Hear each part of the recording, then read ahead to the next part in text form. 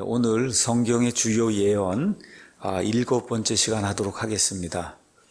오늘은 제목이 이스라엘, 이스라엘이라고 하는 민족에 대한 예언, 이렇게 이제 제목을 잡았습니다. 지난주에는 우리가 아브라함의 언약 가운데 중요한 그 요소 중에 하나, 아브라함의 후손들을 통해서 위대한 민족을 만들겠다고 하신 거, 여러분 아시는 것처럼 이스라엘 아니면 유대인이라고 하는 그와 같은 그 민족, 유대인들이 형성이 되는 그런 과정을 이제 살펴봤습니다. 아브라함, 그 다음에 이삭, 그 다음에 이제 야곱의 이름이 이제 바뀌어서 이스라엘이 되죠.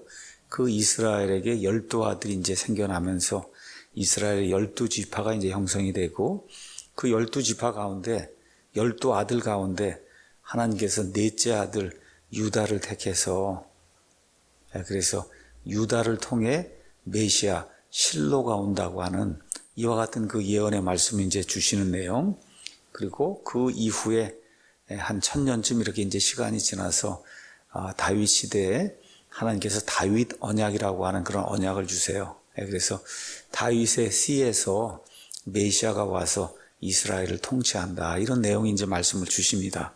이제 이렇게 되면서 유대인들이 형성되는 가운데 아담의 그 범죄 이후에 여자의 씨를 주겠다고 한 게, 그게 이제 노아, 그 이후에 셈, 그렇죠? 그 이후에 아브라함, 그 다음 아브라함에서 이삭, 야곱, 그 다음에 이스라엘, 그렇죠? 그 다음에 유다, 그 다음에 다윗, 이렇게 이제 되면서 한 4000년쯤 이렇게 지난 그 시점에 예수 그리스도라고 하는 인류의 이제 구원자가 태어나는 이와 같은 모습이 이제 성경에 이제 기록이 되어 있습니다. 자, 그래서 오늘은 이렇게 이제 형성이 된 유대인들, 지금은 우리가 이스라엘이라고 이제 부르는데, 과연 저 이스라엘에 성경을 보면 미래가 있느냐는 거예요. 이스라엘에 미래가 있느냐. 다른 말로 이제 이야기를 하면 1948년 5월에 전 세계에 흩어져 있던 그 유대인들이 갑작스럽게 저 이스라엘 땅, 저 팔레스타인 땅으로 돌아가서 이스라엘이라고 하는 그런 나라를 형성을 했어요. 그렇죠? 네. 그런데도 불구하고 많은 사람들이 저거는 이 성경하고는 아무 상관이 없는 그냥 뭐 유대인들끼리 이렇게 만들어 놓은 그런 이스라엘이지, 이게 무슨 성경의 예언을 이렇게 성취하는 그런 의미로 받으면 안 된다, 이렇게 생각하시는 분들이 우리 같은 믿는 그리스도인이에요. 구원받은 그리스도인이에요.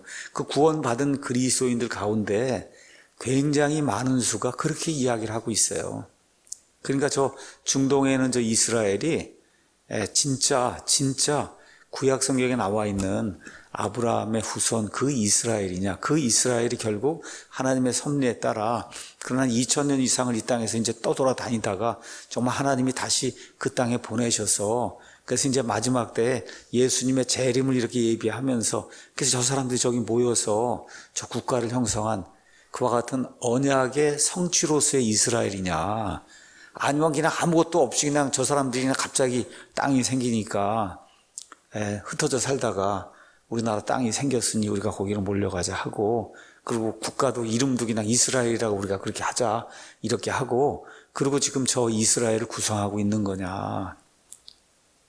21세기 우리는 이방인입니다.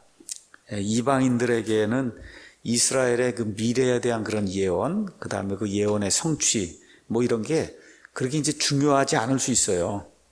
근데 이제 저와 여러분이 지금 이 존 월부우드라고 하는 분의 메이저 바이블 프로페시스라고 하는 이 책, 이걸 가지고 성경의 주요 예언을 이제 공부하고 있습니다.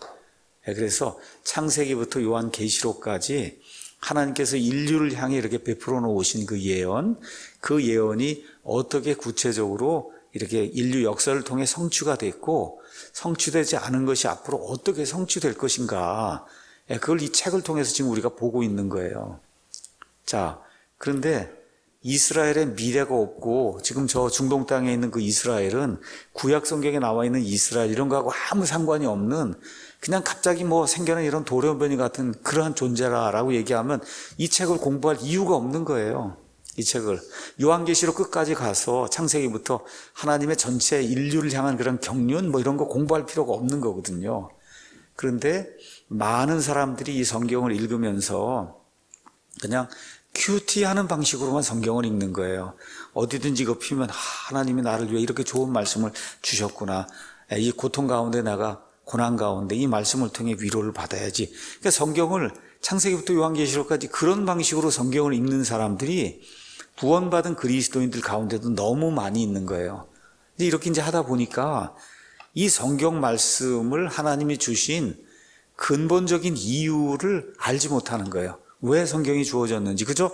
뭐 항상 고통당하고 뭐 어려움 당하면 하나님이 위로를 주시고 사랑해 주시고 뭐 긍휼을 베풀어 주시고 성경을 항상 그와 같은 방식으로만 읽는 그런 분들이 너무 많은 겁니다. 이게 특별히 이렇게 천주교에서 나와서 프로테스탄트를 이렇게 구성하고 있는 이런 분들 가운데 이렇게 성경을 보는 분들이 이제 굉장히 많습니다. 자, 그래서 성경 예언의 관점에서는 1948년 5월에 중동 땅, 팔레스타인 땅에 돌아온 이스라엘에 대한 해석이 대단히 중요한 거예요.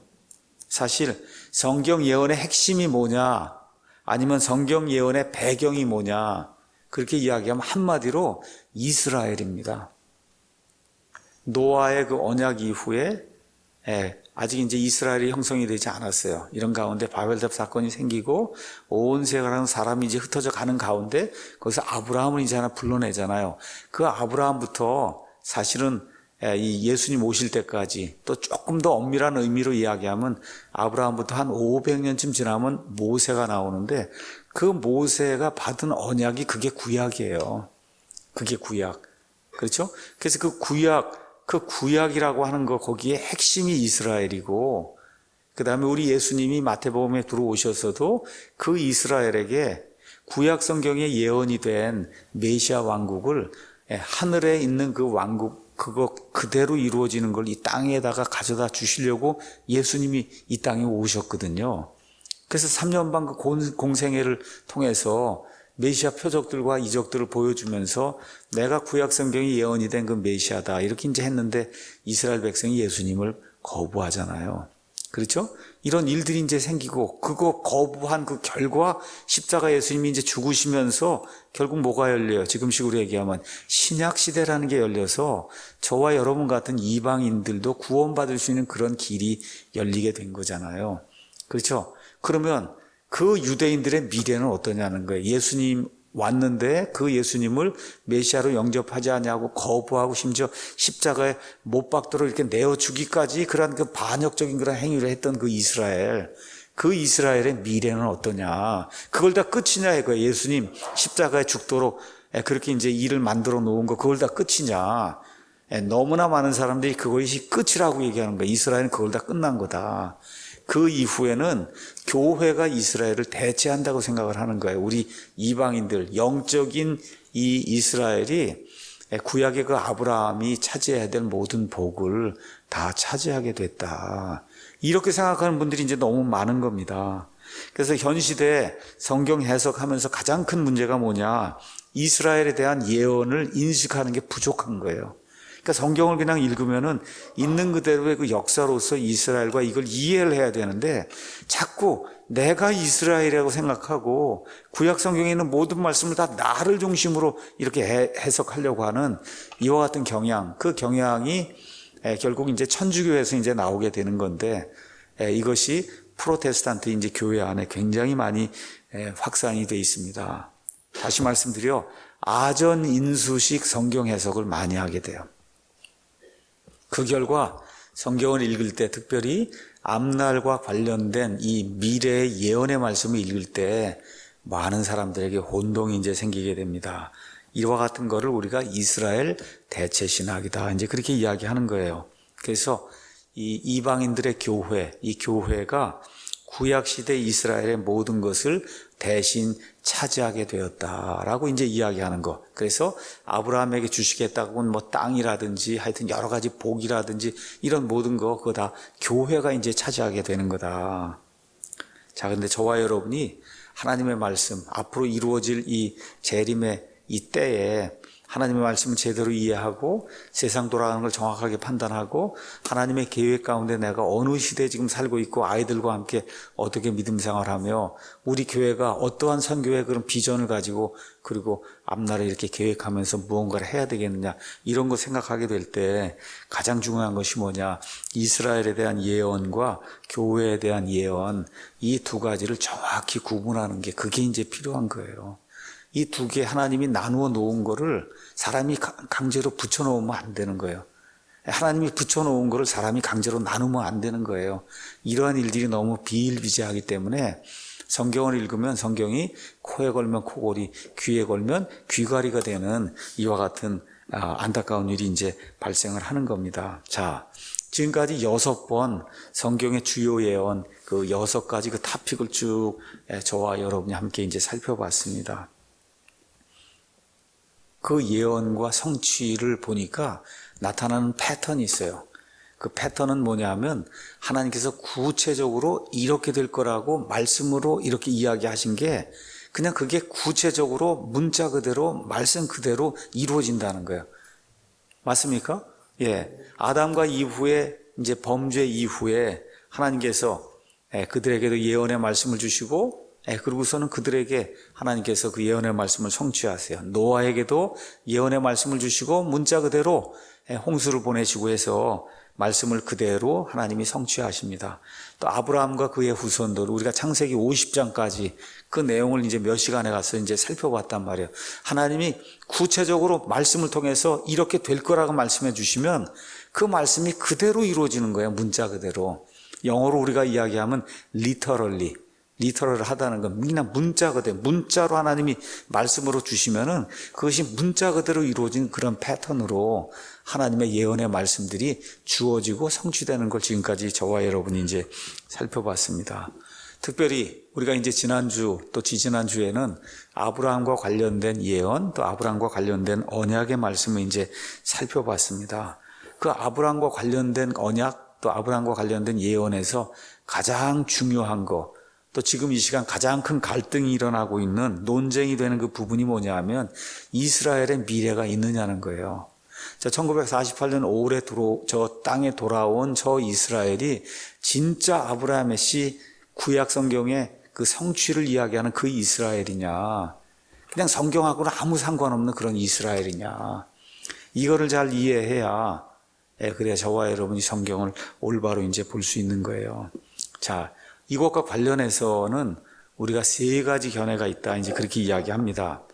그 3가지 견해는 천년왕국이라고 하는 걸 가지고 그 3가지 견해가 이제 갈리게 돼요. 천년왕국. 여러분 아시는 것처럼 예수님이 이제 계시록 19장 가서 보시면 예수님이 흰 말을 타고 그래서 이제 이 땅에 성도들과 함께 내려와서 아마겟돈 전쟁이 일어나고 그리고 악한 자들이 이제 멸절되고 하는 그런 일들이 생깁니다. 그리고 20장 이제 딱 넘어가시면은 그러면은 천년이라고 한 단어가 6번이 나와요. 그래서 하나님께서 마귀를 1000년 동안 무적행 밑바닥이 없는 그 구덩이에 이렇게 가두어 놓으세요. 그렇죠? 그래서 1000년 이렇게 다 끝난 다음에 맨 마지막에는 그 1000년이 다 차니까 영어로 expire란 단어를 썼어요. 만기가 됐다는 거예요. 여러분 1000년이 만기가 다 되니까 이 마귀를 잠깐 다시 풀어주니까 마귀를 따르는 수많은 사람들이 나타나서 하나님을 대적하는 그런 일이 생기고 하나님께서 이 자들을 처단을 하시고 그렇죠. 이게 끝나고 나서 그 다음에 하늘의 그 흰 왕좌에서 심판이 이루어지고 그 다음에 이제 21장, 22장 넘어가면 새 하늘과 이제 새 땅이 이제 나오는 그런 구조로 이제 계시록이 이렇게 기록이 돼 있잖아요. 그러니까 예수님의 재림, 그 다음에 천년왕국, 말 그대로 1000년 동안 천년왕국, 그 다음에 새하늘과 새 땅. 이게 지금 요한계시록 19장, 20장, 21장, 22장이 이야기하는 그런 구조예요. 그런데 무천년주의라고 하는 게 있습니다. 무천년주의. 그 무천년주의는 말 그대로 천년왕국이 없다는 거예요. 그럼 거기 나와 있는 천년은 뭐냐? 천년은 긴 기간을 이야기한다는 거예요. 그러니까 새하늘과 새 땅이 곧 천년왕국이다. 새하늘과 새 땅이 천년왕국이다. 이렇게 이야기하는 그런 견해가 하나가 있고 또 하나는 천주교에서는 그거를 어떻게 이야기하냐. 교회 대리자로 예수 그리스도의 대리자로 교황을 임명했다는 거예요. 교황을 하나님께서. 그래서 그 교황이 온 세상을 통치하게 되면 그것 자체가 하나님의 왕국 통치가 이루어지는 거다, 이 땅에. 그러니까 실질적으로 저 이스라엘과 관련된 어떤 그런 천년 왕국 이런 건 없는 거고, 그러니까 뭐 마귀가 천년 동안 갇히고 이런 건 다 영해를 해야 되는 거고, 거기 있는 건 그런 게 아니다. 이 교황이 이 땅을 다스리는 그 기간이 그게 그냥 영구한 그런 기관이 되고 이렇게 이제 되면서 그게 천년왕국이다. 그러니까 문자 그대로 천년 동안 지속이 되는 천년왕국이라고 하는 것은 그것은 없다라고 주장하는 게 그게 무천년주의예요. 무천년주의. 천주교회와 거기서 나온 대다수 프로테스탄트들이 가지고 있는 게 무천년주의예요. 그러니까 교회를 뭐 10년, 20년, 30년을 달렸어도 천년왕국이란 말을 들어본 적이 거의 없고, 천년왕국. 그렇죠? 들었다 해도, 그 천년왕국의 천년은 그냥 오래된 기관, 아니면 교회가 통치하는 이와 같은 그 왕국을 이야기한다. 이렇게 이제 생각하는 사람들이 이제 많이 있습니다. 자, 그래서 이걸 이스라엘 대체신학이라고 이제 이야기하고, 이게 천년왕국과 관련해서 무천년주의다, 이제 그렇게 이야기하고, 이런 것들을 확립을 해준 사람이 천주교의 성인 어거스틴이라고 한 사람입니다. 이건 천주교회가 인위적으로 만든 성인이지 하나님께서 말씀하신 그런 성인이 아니에요. 마리아 숭배, 그 다음에 연옥사상, 그렇죠? 이런 모든 이교도들의 그와 같은 그 교리, 이런 것들을 확립해 준 장본인이 어거스틴이에요. 그래서 그 어거스틴이 교황체제가 이 교회라고 하는 이런 시스템을 통해서 교회가 세상을 지배할 수 있는 그런 구조, 이런 걸 만들어 놓은 그와 같은 장본인이 성 어거스틴이라고 한 사람이고, 어거스틴의 그와 같은 그 논리에 힘입어서 이 교황권이 세상을 정복하기 시작하면서 무려 1000년 이상 중세 암흑 시대가 전 유럽에 이제 펼쳐지는 그런 슬픈 역사가 우리 사람들 역사 가운데 있다는 사실을 저와 여러분이 알 수가 있습니다. 자, 그래서 이 프로테스탄트들의 대다수는 무천년주의를 하는 사람들이야. 자, 그 다음에 프로테스탄트들 가운데 이 인본주의적, 사회주의적 성향을 가진 사람도 있어요. 이 사람들이 주장하는 거는 후천년주의예요. 후천년주의. 그건 뭐냐 하면은 사람이 열심히 일하고 노력을 해갖고 유토피아를 만들면 그때 예수님이 내려오신다는 거예요. 예수님이 이렇게 내려오셔서 거기서도 이제 뭐 기간은 영원 무궁토록 예수님이 이제 다스리는 그게 천년왕국이다. 사람의 힘을 통해서 이 땅에 유토피아를 만들면 그때 하나님이 오신다는 거예요. 근데 이거 후천년주의는 그렇게 강하지는 않습니다. 그렇지만 어쨌든 인본주의자들, 또 예수님 믿는다고 하는데 하여튼 뭔가 그 사회주의적인, 여러분 사회주의라는 것 자체가 인간의 힘으로 유토피아를 만들겠다는 거잖아요. 그렇죠. 이러한 걸 갖고 있는 그런 그리스도인들이 있어요. 그래서 이런 분들이 주장하는 게 그게 후천년주의입니다. 마지막으로 이제 전천년주의라고 하는 게 있어요.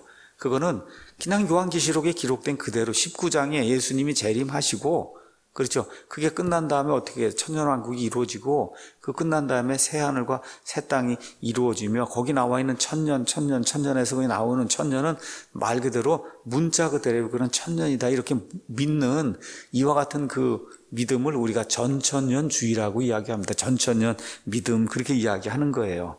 그러니까 천년왕국 전에 예수님의 재림이 있다, 이렇게 이야기하는 거예요. 왜 그러냐?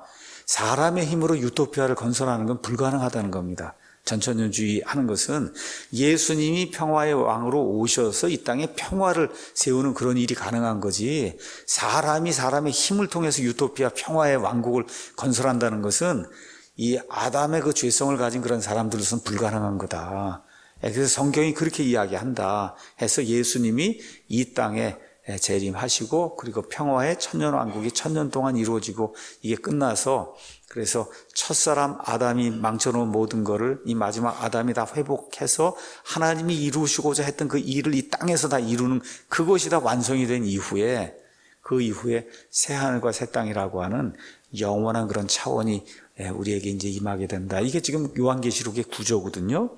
그래서 이거 그대로 믿는 그런 사람들이 있어요. 그래서 천년왕국 인정하고, 이렇게 되면 이스라엘의 미래도 자동적으로 인정하게 되고, 다윗의 왕국이 맨 마지막에 메시아 왕국으로 세워진다? 당연히 인정하게 되죠.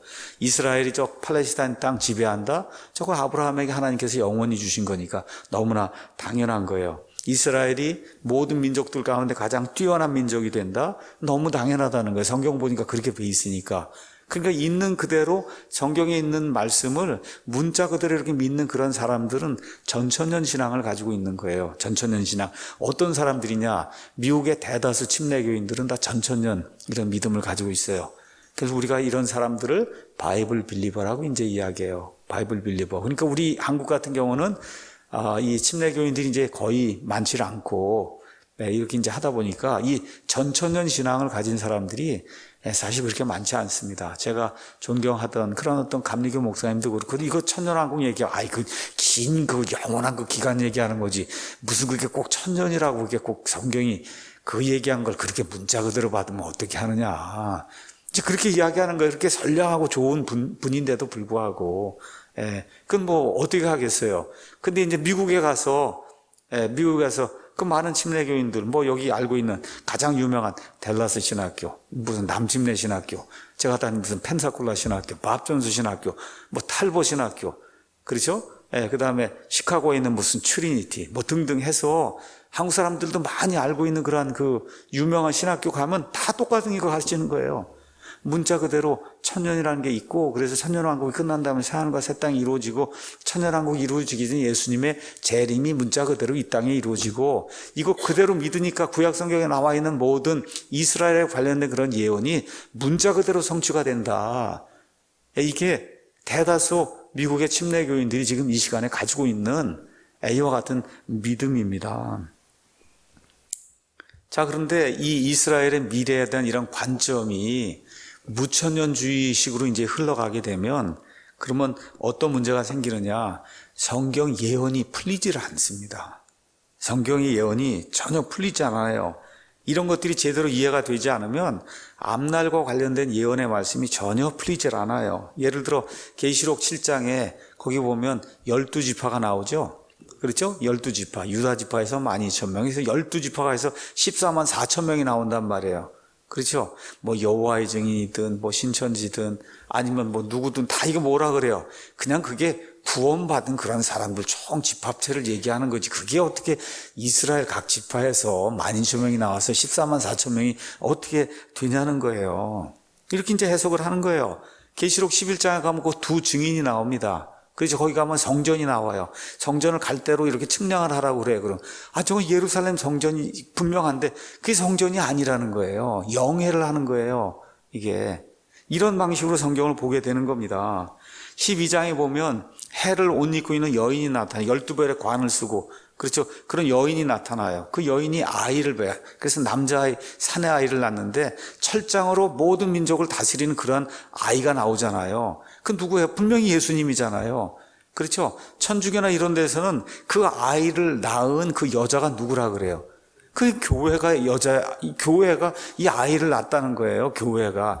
여러분 한번 생각해 보세요. 예수님 때문에 교회가 생기는 거지. 어떻게 교회가 그 남자아이를 어떻게 낳습니까? 그렇잖아요. 이게 끝난 다음에 용에게 그 여자가 핍박을 받고 그 광야로 도망가서 1260일 동안 살게 되고 이런 일들이 이제 발생하잖아요. 그렇죠? 그 누구예요? 이스라엘 가리키지 않습니까? 메시아를 낸 그 민족 이스라엘, 그 민족 이스라엘을 마귀가 그렇게 싫어하고 괴롭히고, 그래서 특별히 이 대환란기, 7년 환란기 그 후반부에 이 마귀의 이스라엘 집요한 그 공략, 이게 엄청나게 이제 크거든요. 그렇죠? 이런 것들을 우리가 제대로 해석을 해야 되는데, 여자가 교회가 되면 뭐 해석이 안 되는 거 아닙니까, 이게. 그렇잖아요. 여러분 스가랴서 14장에 가서 보시면, 그러면 여호와 하나님, 주 여호와 하나님이 올리브산에 발을 이렇게 내려놓습니다. 그분이 누구냔 말이에요. 그렇죠? 거기 보면 우리 개역 성경이나 이런 데 보면 여호와로 돼 있어요. 우리 킹잼 성경은 로드로 돼 있어요. 그 여호와 하나님이 발을 지금 놓습니다. 그 여호와 하나님이 누구냔 말이에요. 재림할 때. 그렇죠? 그리고 어떻게 해요? 이방 민족들을 다 다스리잖아요. 이렇게 되면 이스라엘이 으뜸 민족이 되잖아요. 스가랴서 14장에 가서 보면. 그렇죠? 이런 걸 어떻게 해석하겠냔 말이에요. 이스라엘이 영적으로 이렇게 돼갖고 다 교회가 다 하면 도대체 올리브산은 어디 있는 거고, 그렇죠? 올리브산이 어디 있냐면 한국에 있는 거예요. 어디로 오냔 말이에요. 이게 그 올리브산이 지금 저기 있는 저 이스라엘은 진짜 저 올리브산이냐, 예수님이 거기로 진짜 오시냐, 이렇게 되면 주변에 있던 모든 이방 민족들이 장막절을 지키기 위해서, 거기 가서 보면 장막절이 누구의 절기입니까? 이스라엘의 절기잖아요. 그 장막절을 지키러 와야만 된다 그랬어요. 그걸 지키지 않으면 하나님께서 심지어 비를 내리지 않는다고 그렇게 말씀해 주셨잖아요.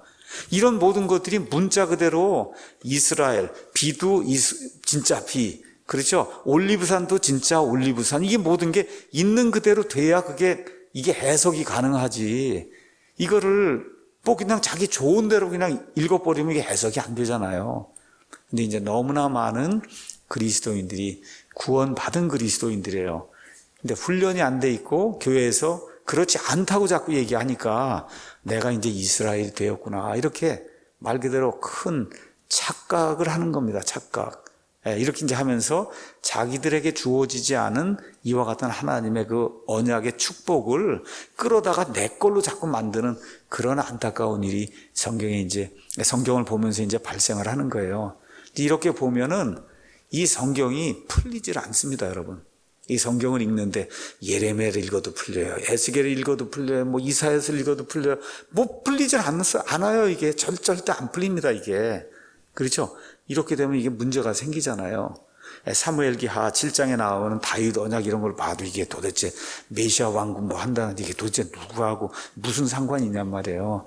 오늘 우리가 창세기 15장 읽었어요. 예레미야 31장 읽었어요. 로마서 11장 읽었어요. 다 이스라엘의 미래가 있다는 그런 말씀을 우리가 읽은 거거든요. 근데 이 이스라엘이 내가 이스라엘이 됐다라고 이제 하게 되면 그냥 아주 이상한 책이 되고 마는 거예요, 이게. 도대체 뭐 앞뒤가 전혀 맞지 않는 그와 같은 책이 이제 되고 마는 거죠.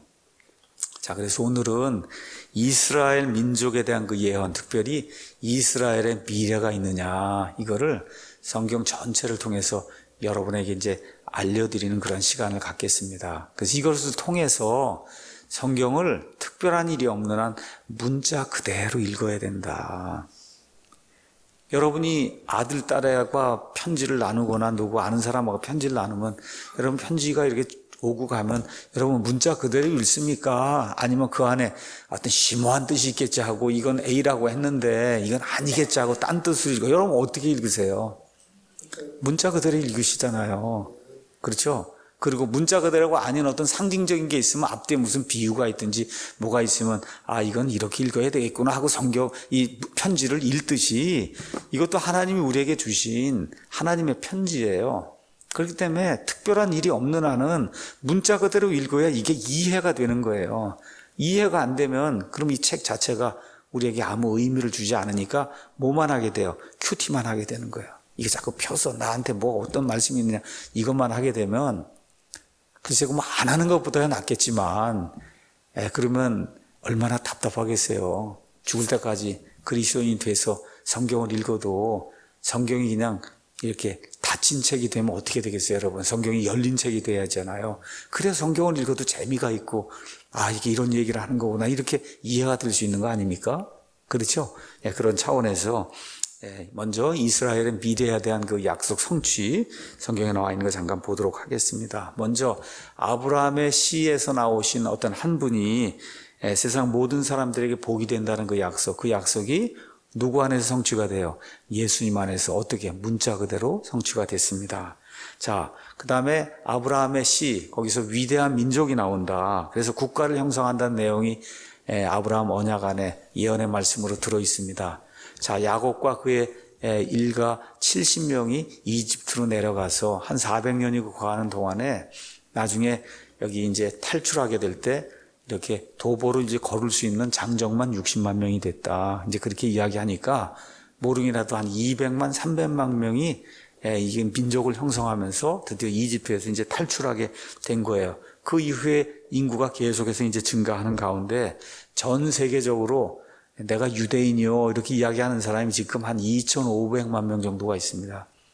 그 70명. 그러니까 아브라함의 후손을 하나님이 크게 이렇게 번성하게 한다는 그 약속이 문자 그대로 이루어지고 있고, 저 땅이 지금 팔레스타인 땅에 돌아왔어요. 오늘 가서 제가 이스라엘하고 쳐보니까 현재 저 이스라엘이라는 국가에 살고 있는 유대인이 850만 명이다. 850만 명.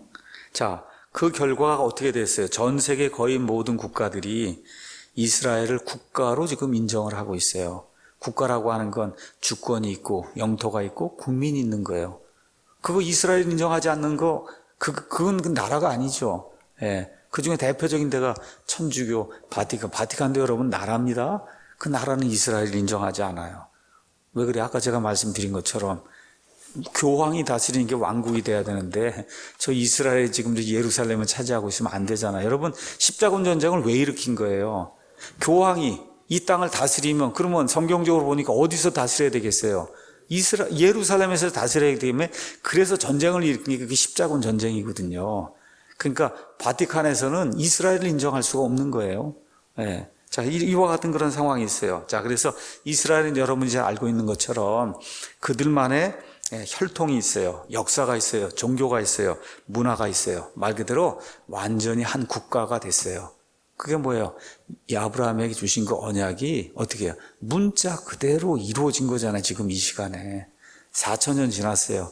문자 그대로 우리 눈앞에 이루어진 거잖아요. 그렇죠? 예. 그래서 지금까지 아브라함에게 주어진 약속들은 다 문자로 주어지고 또 문자로 다 이렇게 성취가 됐다. 자, 그러면 이스라엘의 미래는 정말 확실하냐, 이제 살펴보도록 하겠습니다. 이스라엘의 미래, 사실 우리하고 별 상관없는 것 같지만 저와 여러분도 앞날이 어떻게 될 것을 예측을 하면서 세상 돌아가는 걸 보면서 지금 살고 있어요. 어떻게 우리 아이들과 함께, 그렇죠, 우리 성도들과 함께, 교회 안에서 어떻게 선교를 하고 앞으로 어떻게 우리 아이들과 함께 살아갈 것인가 고민하며 살고 있어요. 그 고민하며 살 때 세상이 어떻게 돌아가는가를 우리가 알아야 되잖아요. 그 모든 게 지금 성경에 나와 있는데 그게 이스라엘의 미래하고 너무 밀접한 그런 관련을 가지고 있는 겁니다. 이렇게 하다 보니까 성경의 중요한 그런 구절들, 이거 해석하려면 이스라엘이 반드시 거기 나오는 거예요. 여러분, 마태복음 이해하려고 하는데 이스라엘을 모르면 마태복음이 이해가 되겠어요? 그렇죠? 그 마태복음이 이해가 돼야 왕국을 주려고 했다가 왕국이 연기가 되고, 그래서 십자가 죽음이 예수님에게 오게 되고, 그래서 결국은 어떻게 로마서에 있는 것처럼, 그래서 그들의 넘어짐으로 말미암아 우리 이방인들에게 복음이 전달된 그런 역사가 기록이 돼 있잖아요. 그러니까 마태복음 이해하려면, 또 로마서를 이해하려면, 또 특별히 계시록, 다니엘, 스가랴 등 말세와 관련된 그런 모든 것들을 이해하려면 이스라엘의 미래가 어떤 것인가에 대해서 저와 여러분이 정확하게 이해를 해야 되는 거예요. 다른 이야기로는 구약 성경과 신약 성경에 나와 있는 이스라엘의 미래에 대한 그 예언을 문자 그대로 받을 것인가, 아니면 그냥 영해를 해서 우리가 이스라엘이니까 그래서 이게 모든 게 저 진짜 이스라엘과 관련된 거는 그건 아무것도 남은 게 없다, 이렇게 이제 받아야 될 건가. 그러니까 요점은 무천년주의, 천주교의 무천년주의와 그다음에 우리 성경신자들, 우리 침례 성도들이 가지고 있는 전천년 신앙, 그렇죠? 이 두 개의 대립이에요. 이 두 개. 성경은 문자 그대로 있는 그대로 믿을 것인가, 아니면 그냥 영해를 할 것인가. 이 두 개가 대립을 하는 거예요. 그런데 이상하게도 가서 보면 이단이라고 하는 신천지니, 그다음에 안식교, 여호와의 증인, 이게 다 14만 4천 하면 다 자기라 그러잖아요. 그렇죠? 이런 사람들이 다 영해를 해요. 이게. 그러니까 이 천년왕국이 없다 그러고 우리가 이스라엘이 됐다 그러고 하면은 그런 악한 시스템에 빠질 확률이 이제 커지는 거예요. 그래서 이와 같은 안타까운 일, 여러분 우리나라의 전도관, 그렇죠? 이거 다 똑같은 거예요. 다 그러한 그 시스템에서 이제 생겨나게 된 겁니다. 자, 그래서 지금까지 이스라엘에 대한 예언이 문자적으로 성취가 됐기 때문에, 또 아브라함과 관련된 언약 말고 다른 모든 언약들 지금까지 본 거 보니까 다 문자 그대로 주어지고 문자 그대로 성취가 됐기 때문에 이스라엘과 관련해서 아직 이루어지지 않은 그와 같은 그 예언도 당연히 문자 그대로 이스라엘에게 이루어진다. 이거 갖는 게 그러한 관을 갖는 게 우리 성경 신자들이 취해야 될 성경 해석 방법입니다. 그런데 무천년주의를 주장하는 분들은 이스라엘의 미래는 없다, 그렇게 이제 이야기하는 거예요. 그 이유는 뭐냐? 이 언약이라든지 이런 모든 거는 조건이 있다는 겁니다. 이 사람들 생각이에요. 그 조건이 만족이 되지 않으면 아무리 그 좋은 언약을 줬어도 그 언약은 폐기가 된다는 거예요. 폐기가 된다. 자, 그러면 아브라함을 한번 보라는 거예요. 이 사람들 얘기가. 아브라함이 100% 순종하며 살았냐는 거예요. 여러분, 이렇게 나오면 할 말이 없는 거죠. 아브라함이 100% 순종을 하며 살았으면 그 아브라함의 언약이 그게 지금까지 유효할 텐데, 저와 여러분이 아브라함의 그 삶을 가서 보면 많은 경우 순종하는 그런 삶을 살았지만 먼저 이집트로 내려가잖아요. 또 내려가서 자기 아내가 동생이 이렇게 해갖고 이 거짓말을 또 하는 그런 내용이 그 안에 이제 기록이 돼 있죠. 그 다음에 또 이제 하나님 앞에 가서 하나님이 분명히 씨를 준다 그랬는데 이 엘리에셀이 제 상속자라 그러고 자기 청지기를 상속자로 하나님 앞에 내세우는 그런 일도 하죠. 하갈과 그 다음에 이스마엘 이 문제도 이제 생기죠. 뭐 등등 해서 아브라함의 그 삶을 가서 보면 아주 중대한 그런 실수가 성경에 많이 나와 있습니다. 그렇죠? 그러니까 이제 언약주의나 이거 무천년주의 하시는 분들은 하나님이 아브라함에게 아무리 완전 무결한 그런 언약을 줬어도 이게 이 사람들이 불순종하기 때문에 그 언약은 이미 폐기가 됐다는 거예요. 예. 그렇게 이제 주장을 하는 겁니다. 예. 그래서 아브라함 언약은 저와 여러분이 성경을 가서 이제 조금 이따 이제 살펴보겠지만 아브라함이 순종하냐 불순종하냐 그 여부에 따라 그 성취가 결정되는 그런 언약이 아니라는 겁니다. 자, 이스라엘의 경우에도 마찬가지예요. 그렇게 이집트에서 고생하다가 이집트 탈출했잖아요.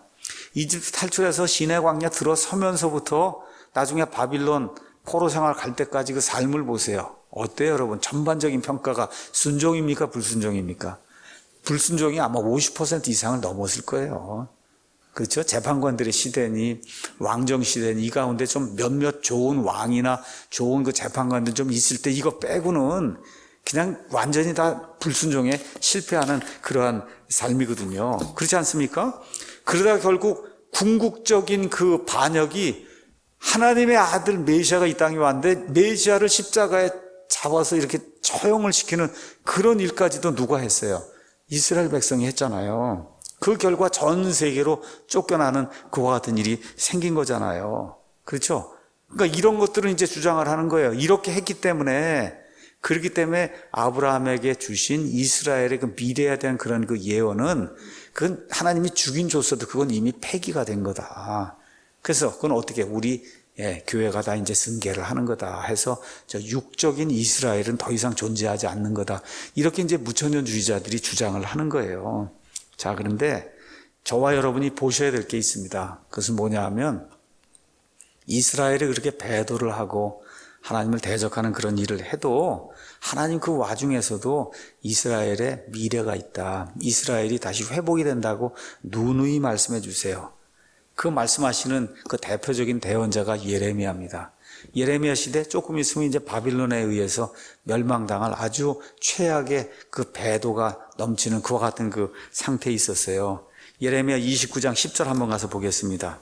예레미야 29장 10절 가서 보니까 이와 같은 그 배도에도 불구하고 29장 10절에 주가 이같이 말하노라 바벨론에서 70년이 찬 뒤에 내가 너희를 돌아보고 너희를 향한 나의 선한 말을 이행하여 너희를 이곳으로 돌아오게 한다 하면서 그 다음에 유명한 말이 나오죠.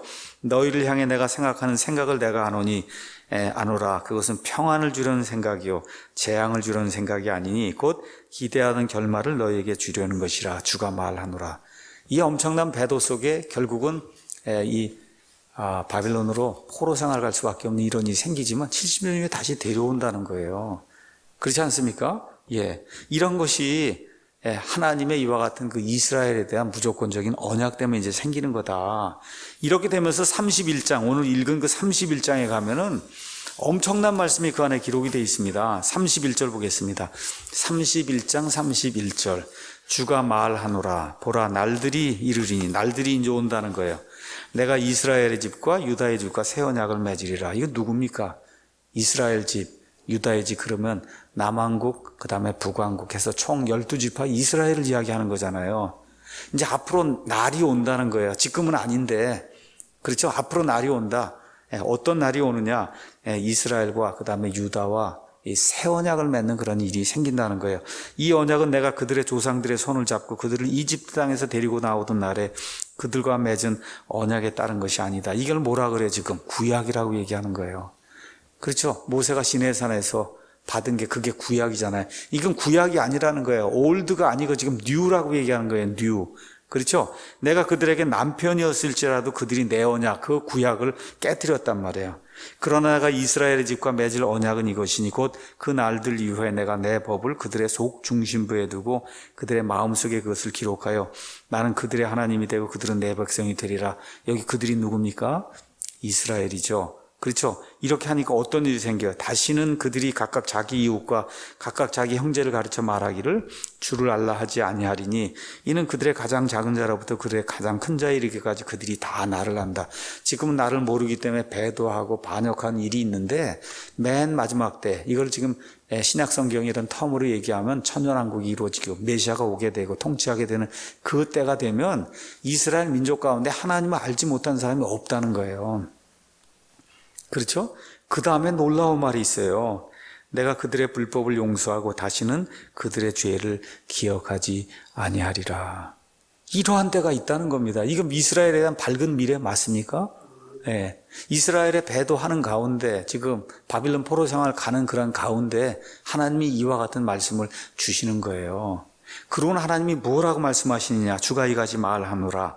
그는 해를 낮에 빛으로 주고 달과 별들의 규례들을 밤에 빛으로 주며 바다의 파도가 소리칠 때 바다를 나누나니 만군의 주가 그의 이름이다. 만일 그 규례들이 내 앞에서 떠나 없어진다면, 이 해와 달과 별들이 다 없어진다 그러면 그때는 이스라엘 씨도 내 앞에서 그저 영원히 민족이 되지 못하리라. 근데 해와 달과 별이 영원히 존재합니까? 존재하지 않습니까? 영원히 존재하니까 이스라엘도 어떻게 해요? 영원히 존재한다는 거예요. 이 천체의 이런 모든 이런 것들 1월 성신을 두고 하나님이 약속을 하는 거 저거 봐라. 저게 존재하는 한은 아브라함의 씨, 저 이스라엘의 저 씨가 영원 무궁토록 존재한다. 주가 이같이 말하노라. 만일 사람이 위로 하늘을 잴 수 있고 아래로 땅의 기초들을 찾아낼 수 있을진데 나 또한 이스라엘의 모든 씨가 행한 모든 것을 인하여 그들을 버리려. 여러분, 저 하늘을 잴 수 있고 땅의 기초들을 사람이 잴 수 있어요? 없잖아요. 그렇게 할 수 있다고 하면 하나님이 그들을 버린다는 거예요. 그러니까 할 수 없으니까 그들을 버립니까? 안 버립니까? 버릴 수가 없다는 거예요. 이런 엄청난 그런 비유, 이런 그 말씀을 통해서 이스라엘과 이렇게 맺은, 아브라함과 맺은 그 언약, 그거는 영원 무궁토록 지속이 되는 그런 언약이라고 하나님이 이렇게 이스라엘이 배도의 최고조에 올라와 있을 때 이런 언약의 말씀을 주시는 거예요. 그렇죠? 하나님이 이들을 구출하셔서 맨 끝에 천년왕국의 그 백성으로 삼는다는 그 예언은 여러분 스가랴서 12장 10절, 그렇죠? 13장 14절 이런데 제가 시간이 많이 가기 때문에 읽지 않습니다. 한번 스가랴서 12장 13장 14장을 한번 가서 읽어보시면 그러면 맨 끝에 천년왕국이 이루어지는, 재림이 이루어지는 그때에 이 이스라엘 백성이 회개하고 그 회개한 그 믿음을 가지고 그 사람들이 천년왕국에 들어가서 하나님이 기뻐하시는 그와 같은 그 민족으로 남는다는 게 그냥 너무 명백하게 그 안에 이제 기록이 돼 있어요. 그래서 이스라엘의 불순종에도 불구하고 하나님의 약속은 변하지 않는다고 성경이 이야기하는 거예요. 이게 우리 믿는 사람들의 구원하고도 상당히 관련이 있습니다. 관련이 있어요. 자, 한번 보도록 하겠습니다. 자, 여러분, 어떤 사람들, 알미니안주의자다 이렇게 이제 하는 분들은 구원이 영원토록 유지가 되지 않는다는 거예요. 내가 죄를 지으면 어떻게 해요? 구원이 이게 상실이 됐다가 다시 회개하고 돌아오면 다시 구원이 복구가 되는 이런 일이 생긴다고 믿는 그런 분들이 있어요. 예. 지금 이거하고 비슷한 거예요. 이거하고 지금 아브라함 언약, 이스라엘 향한 그 언약은 영원 무궁한 거거든요. 저와 여러분 한번 구원받으면 영원 무궁한 거예요. 저와 여러분의 순종, 불순종에 의해서 구원이 이렇게 상실이 됐다가 다시 회복이 됐다 이런 날에는 이게 정말 큰일 나는 거 아닙니까? 이게. 그렇잖아요. 근데 이 사람들이 이제 그렇게 얘기하는 거예요. 니느웨를 한번 보라는 거예요. 하나님이 심판 내린다고 했는데 이 사람들이 회개하니까 하나님 심판 내리지 않지 않냐. 그렇죠? 그렇게 이제 이야기하는 거예요. 또 엘리를 보라는 거예요. 엘리 그 제사장, 하나님이 그 제사장을 통해서 영원토록 이제 제사장을 내려고 이제 그렇게 대제사장을 내려고 했는데 엘리가 불순종하고 아들들이 불순종하니까 그 엘리의 집에서는 다시는 나오지 못하도록 하나님이 막지 않았느냐. 그렇죠? 이렇기 때문에 순종하느냐에 따라서 그 언약이 영원토록 지속이 되냐 안 되느냐가 결정이 된다. 이 사람도 그렇게 주장을 하는 거예요. 아까 제가 말씀드린 그 우리의 순종 불순종에 의해서 구원 상실이 됐다, 회복이 됐다, 이렇게 주장하는 거랑 굉장히 그 비슷한 맥락으로 그렇게 이제 주장을 하는 겁니다. 자, 그런데 이런 것들하고 아브라함 언약하고는 근본적으로 그 내용이 다르다고 하는 걸 저와 여러분이 꼭 기억을 해야 됩니다. 여러분, 이런 거 주장한 사람들 중에 그런 분들이 있어요. 이 마태복음에 가서 보면 그러면 창세 이후로 큰 환란이 있다고 그렇게 얘기하잖아요. 그렇죠? 그와 같은 대환란이 그게 매일 있는 겁니까? 아니면 맨 마지막에 한 번 있는 거예요? 그건 한 번 있는 걸 가지고 이 사도행전 14장인가 그 사도 바울이 우리가 환란을 거치면서 하늘의 왕국에 들어간다 이거 얘기하는 그런 말씀이 있거든요. 그 환란을 가져다가는 그게 환란을 당한다 그랬으니 이 큰 환란이 그거기 때문에 환란을 통과해야 된다 이렇게 주장하는 거예요. 그거는 미국식으로 얘기하면 오렌지하고 애플을 서로 다른 거를 갖다가 놓는 거예요, 여러분.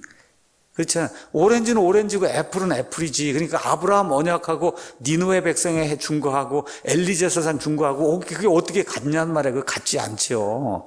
근데 그거를 그렇게 생각을 하는 거예요. 이거 순종 안 하니까 하나님 언약을 안 지키고. 그렇죠. 그러니 이스라엘도 순종을 안 하니까 언약을 안 지키고 언약은 다 폐기가 됐다.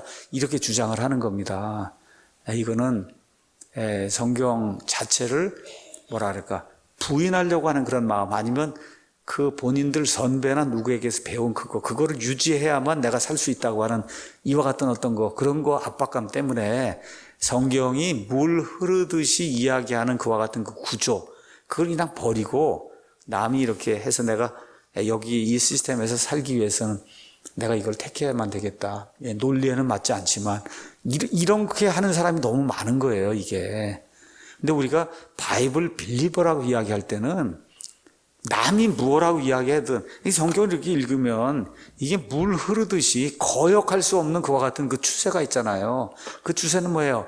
이스라엘은 영원 무궁토 하나님의 선민이라는 그거 거역할 수 있습니까, 여러분? 그렇잖아요. 저 육적인 아브라함의 그 씨가 그게 영원 무궁토 하나님의 백성이다. 이거 거역할 수 없는 거거든요. 근데 이제 이거를 거역하면 뭐 본인 시스템에서 이제 쫓겨난다든지 그런 일이 생기니까 그런 일들이 이제 하게 되는 겁니다. 자, 성경을 우리가 조금만 주의 깊게 읽어보면 이스라엘과 관련된 이와 같은 그 아브라함 언약은 무조건적인 언약이다. 무조건적인 언약이다. 이걸 우리가 금방 알 수가 있습니다. 자, 그래서 그 무조건적인 언약이 뭔가를 보여주기 위해서 오늘 읽은 창세기 15장을 한번 가서 보겠습니다. 창세기 15장에는 아브라함이 의롭다 칭함을 받는 하나님의 말씀을 믿을 때 의롭다 칭함을 받는 그런 내용이 있고 그 내용과 더불어 하나님께서 아브라함과 그의 씨에게 영원 무궁토록 저 팔레스타인 땅, 저 약속의 땅을 주는 그런 내용이 이 안에 이제 기록이 돼 있어요. 자, 그런데 이게 무조건적이라는 걸 보여주기 위해서 하나님이 하시는 그런 일이 있습니다. 자, 가서 보니까 이렇게 이제 기록이 돼 있습니다. 짐승들을 잡아라. 그래서 짐승들. 그래서 어떻게 해요? 피를 흘린 거예요. 피 언약을 세운 거예요, 하나님이. 짐승 여러분 이렇게 희생 예물 드리는데 죽이지 않고 드릴 수 있어요? 그래서 피 언약을. 그래서 어떻게 했어요? 짐승은 반을 쪼개라고 그랬잖아요. 여러분 반을 쪼개는데 피가 안 나는 짐승이 있습니까? 그러니까 지금 피 언약을 세운 거예요. 피 언약을. 그건 어떤 의미냐? 이걸 지키지 않으면 피를 흘리게 된다는 그런 의미예요. 지금 그런 의미. 자, 그런데 아브라함은 이걸 지킬 수가 없거든요. 하나님만 지킬 수 있어요. 이제 이렇게 되니까 17절에 해가 져서 어두울 때 연기 나는 화로가 보이며 타오르는 등불이 그 조각들 사이로 지나가면서 바로 그날 주께서 아브라함과 언약을 맺으며 이 땅을 여기부터 여기까지 너와 내 씨에게 영원 무궁토록 주겠다. 그런 내용이 이 안에 기록이 되어 있는 거예요. 여러분 소나 이런 것에서 반을 잘랐습니다. 반을 잘랐어요. 자, 그 당시 언약을 맺는 습관이 뭐예요? 어떤 사람이 언약을 맺어 이 땅을 우리가 서로 주고받기로 하고 얼마에 팔기로 했다. 그러면 소를 잡습니다. 그래서 어떻게 소를 반을 쫙 쪼개요. 그리고 어떻게 해요? 두 사람이 거기를 지나가는 거예요.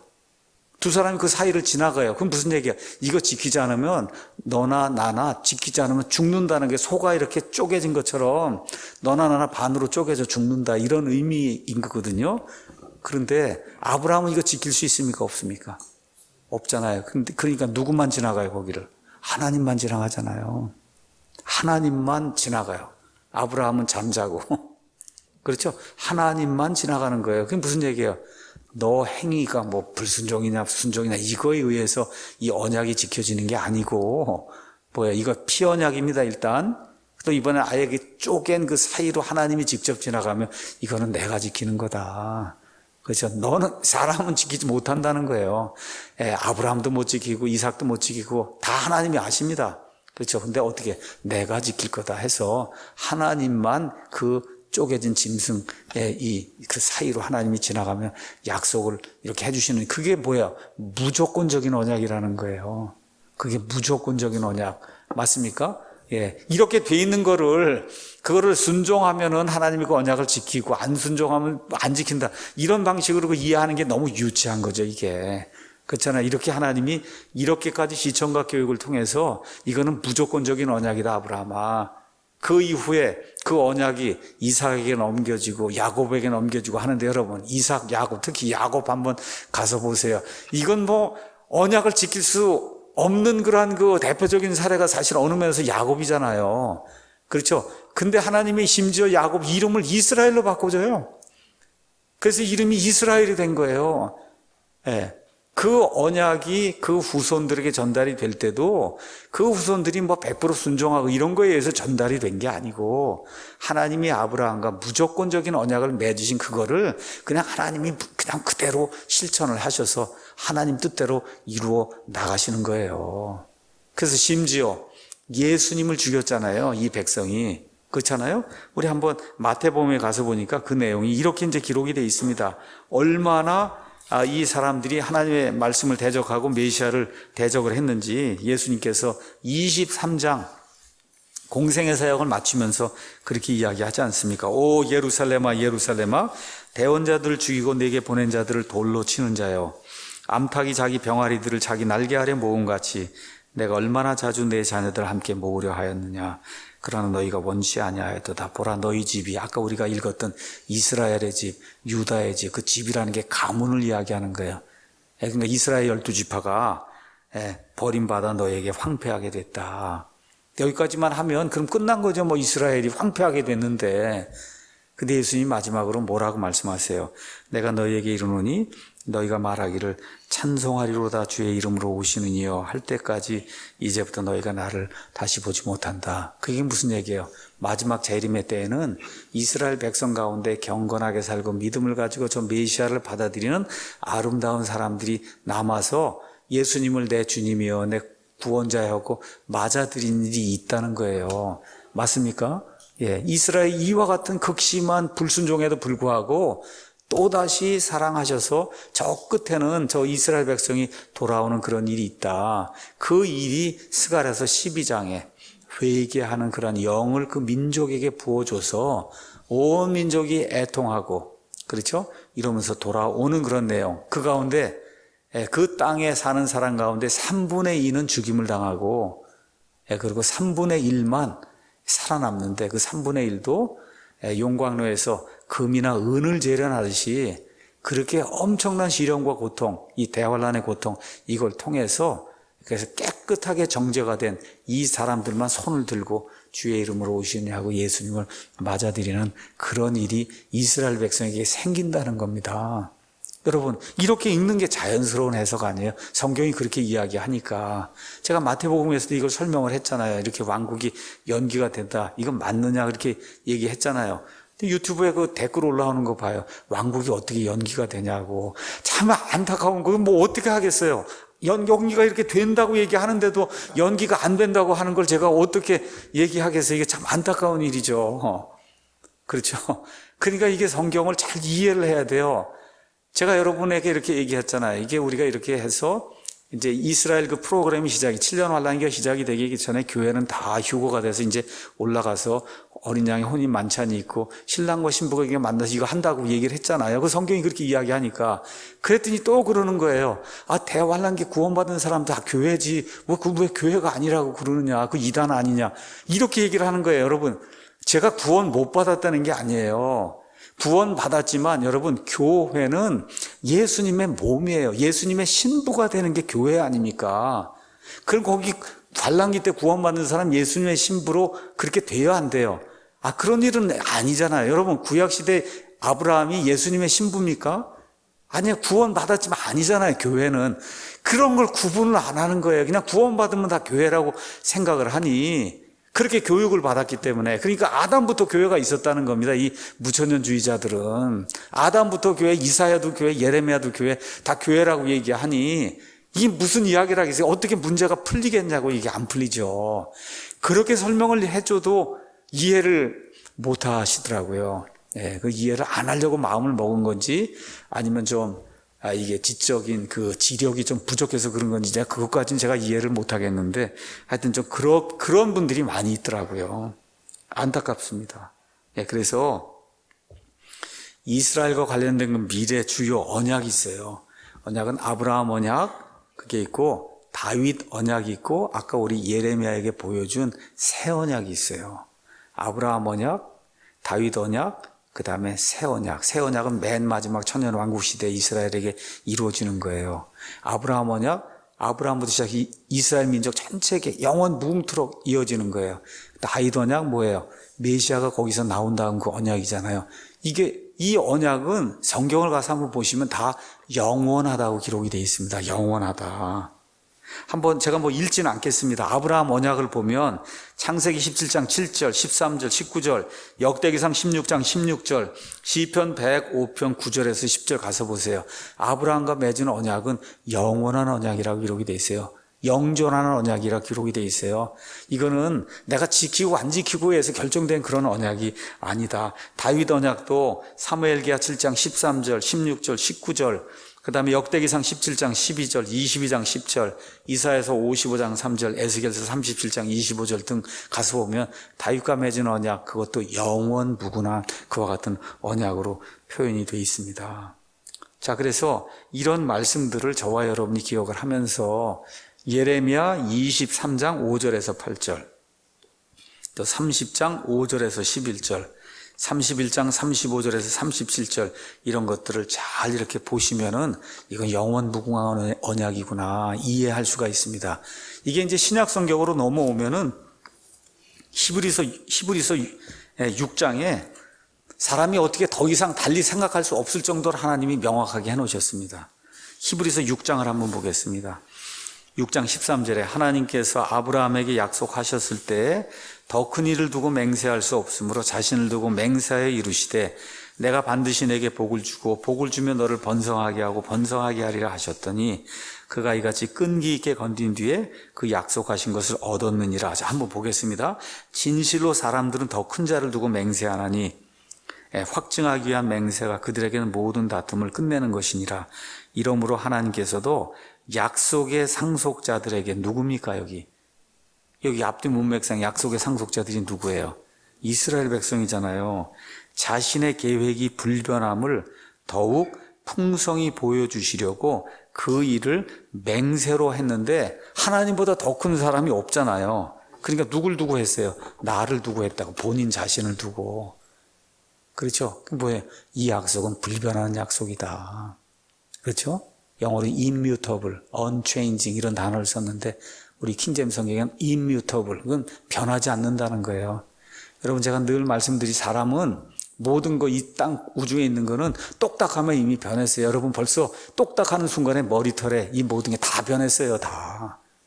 여러분 이 세포가 벌써 다 변했어요. 똑딱하는 순간에. 그 사람은 다 변하는 거예요. 짐승도 변하고 땅도 변하고. 하나님은 영원 무궁토록 안 변하는 거예요. 그 안 변하는 거 하나님이 뭐라 그래? 이 약속의 상속자들, 그렇죠? 이 이스라엘 백성에 주신 그 약속, 그거 불변한다. 하나님이 그렇게 이제 말씀해 준 겁니다. 자, 유대인들이 그리스도를 배척하고 십자가에 그분을 처형했음에도 불구하고 예수님이 뭐라 그래요? 맨 마지막에 주의 이름으로 오시느냐 너희가 나를 맞아들인 그날이 있다고 말씀하잖아요. 자, 그럼 이스라엘이라는 말이 성경에 어떻게 사용됐나 잠깐 이야기하고 마치겠습니다. 이스라엘 아니면 이스라엘 사람이 구약에 2300번 나옵니다. 구약에 100% 구약에 가서 이스라엘 사람 찾으면 100% 누구예요? 유대인이에요. 아브라함의 후손이에요. 신약에는 75번이 나와요. 또 유대인이란 말이 구약에 80번, 신약에 170번 나옵니다. 그 외에도 뭐 유다 지파, 레위 지파, 뭐 하여튼 그 이스라엘과 관련된 그런 그 12지파, 야곱 이런 거 다 합치면은 한 3, 4천 번이 나올 거예요. 3, 4천 번. 여러분 그거 읽으실 때 있는 그대로 뭐로 읽으셔야 돼요? 아브라함의 후손으로 그대로 읽으셔야지 그거를 딴 식으로 읽으면 안 됩니다. 있는 그대로. 네, 성경에 나와 있는 그대로 읽으셔야 돼요. 자, 그런데 이제 무천년주의자들 얘기는 뭐예요? 이스라엘이라는 말에 이방인이 포함이 돼 있다는 거예요. 그러니까 이 사람들은 대개가 다 아담부터 교회다. 아담부터 그 교회다 얘기하고 천년왕국 없다 그러고 그래서 여기 이방인들도 이스라엘에 포함이 돼 있다는 거예요. 근데 재미있는 게 있어요. 뭐가 재미있냐? 이 아브라함의 후손에게 약속된 복만 우리가 차지한다는 거예요. 저주도 많이 있잖아요. 거기 보면은 말 안 들으면 이렇게 저는 그거는 우리가 안 차지한다는 거예요. 그거는 이게 무천년주의자들 얘기하는 거예요. 여러분 순종하면은 그게 이제 우리에게 넘어왔다 거기까지만 얘기하지 불순종하면 거기 엄청난 그 저주가 나와 있는 거 있잖아요. 그거는 우리하고 상관이 없다 얘기하는 거예요. 그거는 이게 얼마나 아이러니해요. 이게 그렇죠? 예. 그래서 거기 나와 있는 신명기 27장, 28장, 29장에 나와 있는 순종과 불순종의 복 다 누구에게 주는 거예요? 이스라엘 백성에게 주는 거거든요. 거기서 좋은 것만 내가 딱 따고 아닌 거는 저건 저 이스라엘이 가지라 그러고 이렇게 하면 안 되잖아요, 이게. 근데 그렇게 하는 거예요. 예, 그래서 이런 것들 저와 여러분이 보면서 오늘 읽은 로마서 말씀 이렇게 좀 읽고 그러고서는 말씀을 마치도록 하겠습니다. 자, 로마서 11장 가서 보니까 제가 뭐 11장 1절 2절만 읽으면 이제 끝나는 겁니다. 그러면 내가 말하노니 하나님께서 자신의 백성을 버리셨느냐? 어떻게? 결코 그럴 수 없느니라. 나도 이스라엘 사람이여 아브라함의 씨에서 난 자여 베냐민 지파에 속한 자니라. 하나님께서 자신이 미리 하신 자신의 백성을 버리지 아니하셨다고 성경이 이야기하잖아요. 그렇죠? 예. 그러면 11절에 그러므로 내가 말하노니 그들이 실족함으로 넘어져서 완전히 하나님의 계획에서 떨어져 나갔냐 말이에요. 결코 그럴 수 없느니라. 그들의 넘어짐을 이스라엘의 넘어짐을 통해 구원이 이방인들에게 이르렀으니 이것은 그들이 질투하게 하려 합니다. 지금은 어떤 일이 생겼다는 거예요. 25절 형제들아 너희가 스스로 지혜로운 것을 여기지 않게 하기 위하여 이 신비에 대해 너희가 모르기를 내가 원치 아니하노니 그것은 곧 이방인들의 충만함이 이를 때까지 일부가 눈먼 일이 이스라엘에게 생긴다는 게 지금 그 시대예요. 근데 어떻게 돼? 맨 마지막에 그리하여 온 이스라엘이 구원을 얻는 그런 일이 생긴다. 너무 명백하지 않습니까? 그 다음에 이제 뭐라고 또 이야기해요? 27절 내가 그들의 죄들을 제거할 때 새 언약이 이루어질 때 아까 읽었던 예레미야 31장에 이것이 그들을 향한 내 언약이니라 함과 같으니라. 26절에 하나님 뭐라고 말씀하시냐? 복음에 관하여는 그들이 너희로 인해 원수된 자들이다. 서로가 원수된 자들인데 선택에 대하여는 그들이 조상들로 인해 사랑받는 자들이 조상이 누굽니까? 아브라함, 이삭, 이스라엘. 그렇죠? 하나님의 선물들과 부르심에는 뜻을 돌이키는 일이 없다는 거예요. 이 부르심이 누굴 부르신 거예요? 여기 앞뒤 문맥상 이스라엘을 부르시는 거잖아요. 여기에는 뜻을 돌이키는 일이 없다. 이렇게 못을 박았지 않습니까? 그렇죠? 이런 것들 저와 여러분이 이제 기억을 하면서 마지막으로 하나 이제 무천년주의자들이 인용하는 그 성경 말씀이 갈라디아서 3장입니다. 갈라디아서 3장 가서 보니까 3장 6절에 이것은 곧 아브라함이 하나님을 믿음에 그것을 그에게 의로 여기셨느니라 함과 같으니라. 그런즉 너희는 믿음에 속한 자들고 그들이 아브라함의 자손들인 줄 알지어다. 요거 한 구절을 가지고 성경에 나와 있는 거 다 중에 요거 한 구절을 가지고 믿음을 가진 사람은 다 아브라함의 자손이라 그러지 않았느냐. 그래서 우리가 이스라엘이 됐다는 그런 이야기를 피는 거예요. 여러분 이게 무슨 얘기예요? 이건 앞뒤 구절 문맥을 보니까 믿음으로 이렇게 된 거 이야기야. 그런 차원에는 아브라함이 우리 조상 당연한 거죠. 그렇죠. 그런데 아브라함이 우리 믿음의 조상이 됐다는 거 하고 지금 여기 창세기 12장부터 시작해서 저 육적인 이스라엘의 조상이 됐다는 거는 아까 제가 말씀드린 대로 오렌지하고 애플 차이잖아요. 완전히 다른 거잖아요. 이거 두 개를 갖다고 놓으면 어떡하겠어요? 제가 여러분에게 묻겠습니다. 여러분 아브라함이 우리의 조상 맞습니까? 맞아요? 어떤 의미에서? 믿음으로 이렇게 됐다는 의미에서 저와 여러분이 영적인 이스라엘이다. 그렇게 얘기할 수 있는 거예요. 근데 저와 여러분이 창세기 12장, 창세기 15장, 창세기 17장 여기 나와 있는 아브라함의 언약에 나와 있는 모든 축복을 우리가 받는 그런 사람이냐? 그렇게 얘기하면 뭐라 그러셔야 돼요? 아니죠. 그거는. 그렇죠? 그런 것들 저와 여러분이 이제 이해하면 돼요. 자, 결론 드립니다. 이스라엘을 진짜 이스라엘로 받아들여야 성경의 모든 말씀이 그냥 일관되게 처음부터 끝까지 풀리게 되어 있습니다. 여러분 에스겔서 37장에 마른 뼈 환상, 그렇죠? 그거 다 설명한 다음에 하나님 뭐라고요? 사람의 아들아, 이거는 이스라엘 백성이다. 맨 마지막 때 내가 그들의 무덤을 열고 그들을 다시 세운다 그러잖아요. 그 이스라엘이 돼야지 그게 우리가 되면 되겠어요? 그렇지 않습니까? 그래서 1948년 이스라엘이 회복이 됐어요. 지금 성전을 건축하고 있습니다. 자, 이제 이렇게 되면서 다니엘서에 나오는 이 7년 환란기, 다니엘 마지막 70번째 이래 7년 환란기가 앞에 놓여 있고, 그 환란기에 딱 절반에 적그리스도가 하나님의 성전에 들어가는 그런 일, 데살로니가 후서에 이제 기록이 돼 있고, 그렇게 끝난 다음에 이제 드디어 예수님 재림하시고 천년 왕국이 문자 그대로 이 땅에 이루어지고 이스라엘이 으뜸 민족이 되고, 그렇죠?